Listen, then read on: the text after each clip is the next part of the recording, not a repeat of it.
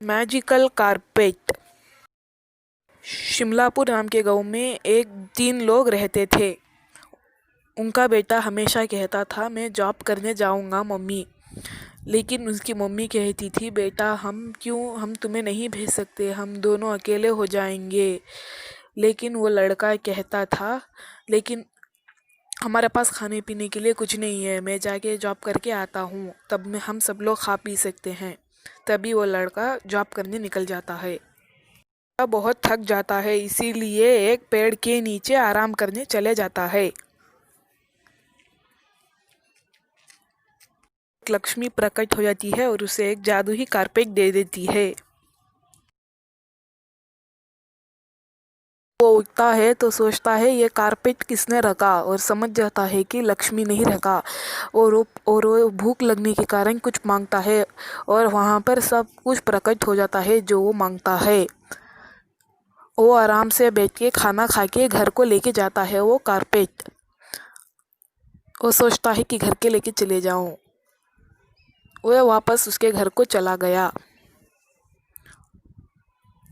उसकी माँ ने भी कुछ सोचा और वो सब कुछ आ गया उसके सामने। वो सब लोग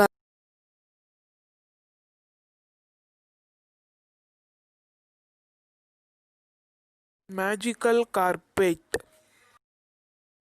शिमलापुर नाम के गांव में एक 3 लोग रहते थे। उनका बेटा हमेशा कहता था, मैं जॉब करने जाऊंगा मम्मी। लेकिन उसकी मम्मी कहती थी, बेटा हम तुम्हें नहीं भेज सकते, हम दोनों अकेले हो जाएंगे। लेकिन वो लड़का कहता था, लेकिन हमारे पास खाने पीने के लिए कुछ नहीं है, मैं जाके जॉब करके आता हूँ, तब में हम सब लोग खा पी सकते हैं। तभी वो लड़का जॉब करने निकल जाता है। वह बहुत थक जाता है, इसीलिए एक पेड़ के नीचे आराम करने चले जाता है। लक्ष्मी प्रकट हो जाती है और उसे एक जादुई कारपेट दे देती है। वो उठता है तो सोचता है, ये कारपेट किसने रखा, और समझ जाता है कि लक्ष्मी नहीं रखा।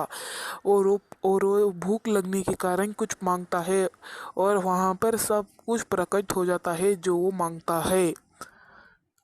वो आराम से बैठ के खाना खा के घर को लेके जाता है वो कारपेट। वो सोचता है कि घर के लेके चले जाऊं। वह वापस उसके घर को चला गया।